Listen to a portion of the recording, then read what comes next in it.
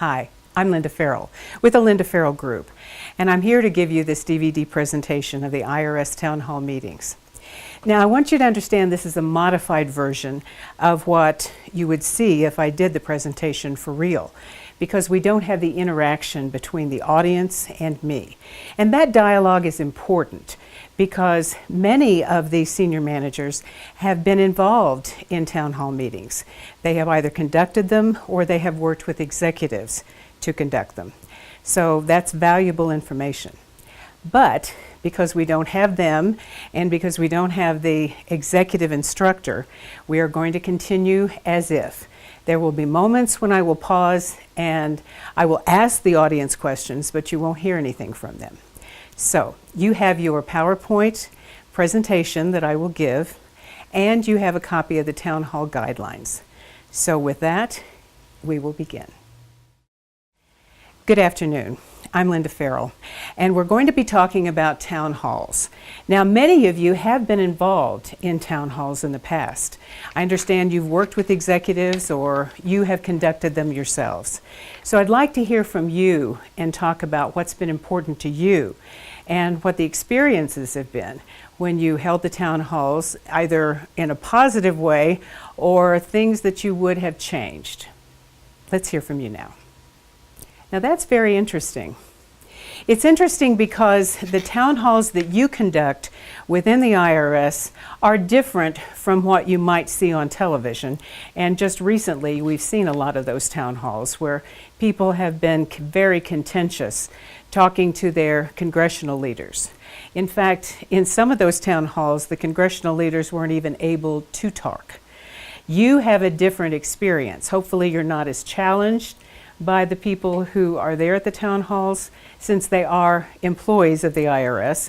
And hopefully you are not going to come up against some of the issues that these town halls, at least in the media, have portrayed. So let's look at what you can do to make an effective town hall, and even why an executive would hold them, because this town hall is going to focus on what the executive will do holding a town hall at IRS. The town hall is a very effective way for the executive to get their point across. The town hall is just another communication method to communicate with the employees. And it can be very effective if the executive listens as well as talks to the employees. So that opportunity is there for the audience to get to know them. The second time that you might want to use a town hall in the points of transition is when there's a major organizational change taking place within the IRS. For instance, if you are shutting down 3 or 4 distribution centers or some of the customer service centers, you want to be able to talk to everyone involved to let them know how that's going to be operated and how it's going to work. Also, even as today we're dealing with the issues of what happens with the ACA regulations. That's changing because of this new administration. And how are you going to handle that with a large group of people?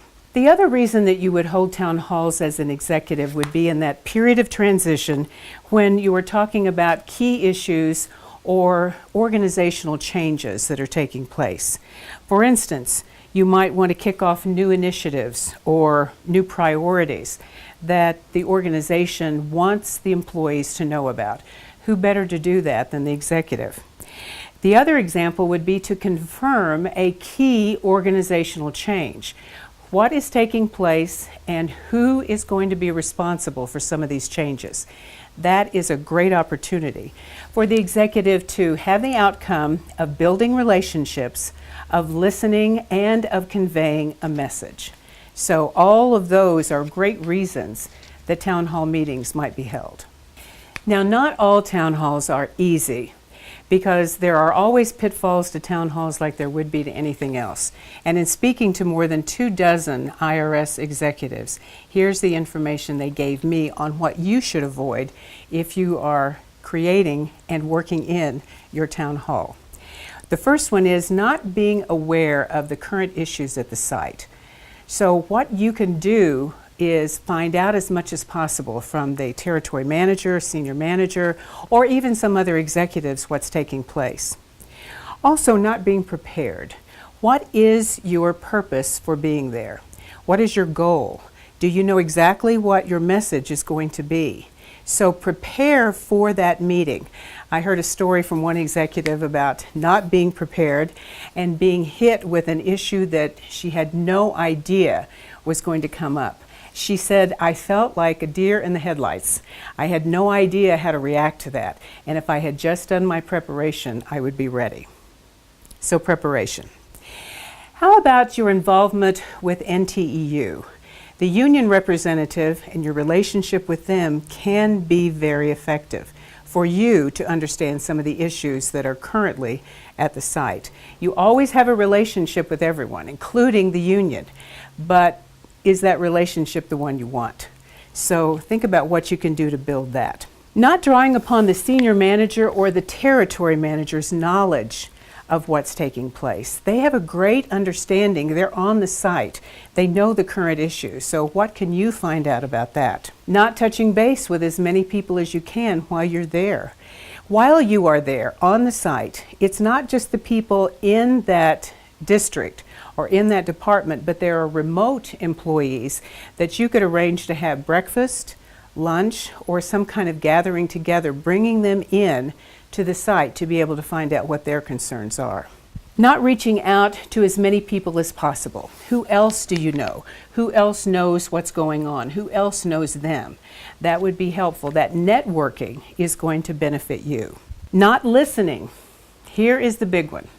Of all the employees that I have met and all of the executives that I have talked to, they both share this idea that listening is critical, especially when it comes to the town halls. What can you find out by listening? In fact, one executive that I talked to said what she has done in the past is she goes to the center, she talks for 3 or 4 minutes at the site, and then she opens it up to questions. She sits on a stool and she takes all the questions from the employees, as many as she can within her time frame. But that builds a great relationship. So listening is critical, because how do you have a dialogue if you don't listen? And then not letting people know who you are. The executive needs to be personalized to all of the employees. They already have an idea perhaps of who you are. The story about you has already been told by other people to them, but they will get a different view of that when they meet you. So the more you let them know about what's important to you, what you value, and what you expect from them will be helpful. And then finally, not being prepared for their questions. Now, if I was going into one of these town hall meetings as a congressional leader today, I would know that the 2 issues that are coming up are the affordable care issue and also immigration. I would handle that by dealing with some of my responses to the questions before I came. That's the same thing you can do when you go to the site. So, more advice directly on what to do from the executives. Here's what they have to say. Prepare, prepare, prepare. Presentation is all about preparation. And the best presentations are the ones that have that preparation in mind. What's your communication strategy? Who are you going to talk to before you get there? Who do you talk to when you're there? And then what do you do about that? About working with your key messages that you want to deliver as you work with the people on site. What's your clear purpose, clear goal, and clear plan? You know, today people have so many messages to listen to. It's the clarity that makes the difference. So how can you make that clear to them? And you can lower people's sense of caution, which I think people always have when it comes to someone new or someone in a higher position, by just letting them know who you are. You're a person and you have an interest in them. They have to believe that's true, not just by the words you say, but your actions. So what are you going to do to ensure that? Then learn about the managers, the employees, and NTEU by talking to them, by listening to them, by finding out what their concerns are. And then I'd like you to think about a 70-20-10 rule. 70% of the time, listen to people. 20% of the time, ask questions to listen more and to get better understanding. And then 10% of the time, talk. Because that's not what generally people think they have to do when they get into an executive position. They think they have to talk more and listen less, when the opposite is true. And that's directly from the mouths of executives. So now we've heard from the executives, we've heard from some of their ideas on what you should do. I'd like now to hear from our executive instructor with IRS to go over some of their experiences with town halls. Okay, thank you. And now, now let's go over this set of guidelines that I've put together for you. So a lot of these reiterate some of the things we've already talked about, but as we're talking about them, I'd like you to consider how you might implement those. So make your town hall conversational. Remember, it's not too formal. People don't talk that way anymore, and they really appreciate when you're talking with them instead of to them. Don't wing it. Prepare. Prepare for what you're saying. Prepare with your message. If you don't have a message, they're going to give you one. And it may not be the one you want them to take home. So decide what it is that you want to say before you say it, and then think about how you're going to explain that once you get there. If you do use PowerPoint, and some people still want to, keep it short. It shouldn't be too elaborate. It shouldn't be too much. In fact, most of the executives I talked with said they don't use PowerPoint anymore, or they'll use 3 to 4 slides. And that's just about enough time when they really only want to give a message that lasts 5 to 10 minutes. The rest of the time should be about listening to the audience. Then engage the employees. Instead of just thinking of this as a lecture, think of it as a discussion. What are you going to do to engage them in the information that they need to know? Your attitude is going to either encourage questions or it's going to shut them down. So if you want them to ask questions, don't make them feel like there's not an opportunity for them to ask. And if you ever judge one person's question as being non-essential, bad, or we could even use other words, then the other part of the audience will say, well, I'm not going to ask either. Remember, there aren't any dumb questions, so you need to consider their point of view too. Don't make up answers. If you don't know something, say so. Let them know that you will find out the information they need and then get back to them. It's more important to be able to be right and to be able to be truthful than to ever lie. Don't lie, because someone out there may know the truth, and that will make you look bad, and it will completely destroy trust. Then finally, there's so much information overload today that we need to find out a way to say it succinctly and clearly and focused. What is it you want to say? What do you want to leave them with? Afterwards, follow up. Make sure that someone's there to ask the questions, to write them down, and to follow up on those questions. That's where people believe that you say something and you really follow through with it. So if you don't, they know that you're not telling the truth. Say thank you. Employees need to know that their participation counts and that their questions are important and that they are valued as well. So thank you goes a long way. A town hall could start more communication. Think about how you could use this town hall as just part of your never-ending story of the organization, and that includes the never-ending story about you as you go forward. Now, I'd like to read you something that one executive told me about, and she said it's her new mantra when she's talking to the employees at a town hall. Tell them what I know when I know them. That's what I do. Remember that rumors are rampant. Employees will ask if something is true, and I tell them the thinking of where we are, what we are doing, and the thought process around it. Some things you can't answer, but many you can. Look for ways to give people clarity, because people are desperate for information. Okay, these are all the guidelines. These are all the rules, I guess, behind the town halls. Here's our scenario for the IRS town hall meeting. You are going to participate as part of an executive panel for IRS holding a town hall meeting. Now, I know in most town hall meetings there's only one executive or maybe two. We're going to have a group of you working together as executives in rolling out this idea about a major organizational change.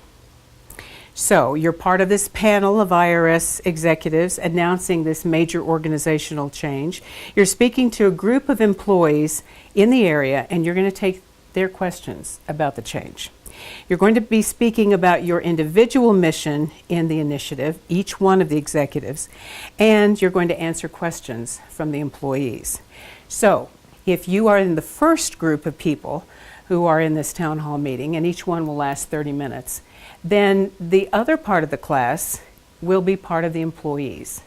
So you're either going to be on the panel as executives, or you're going to be one of the employees asking questions.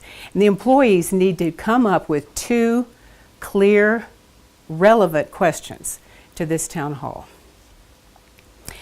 Now we're going to hold 2 town hall meetings. So the first group will go, and then the rest of the class will be the employees. And then the second group will go, and that other group who used to be the executives will now be the employees. So each one of you will get to participate as an executive and as an employee. Now the executive panel will get to decide what this major organizational change is. And each panel might have something completely different. But we'll leave it up to you because you know the issues. So, any questions about the scenario? Any questions about what you need to do? Or any questions about what we've talked about so far? All right, you've got a short amount of time to prepare, so we've got about 45 minutes for your preparation, and then we will proceed with the first town hall meeting. Thank you.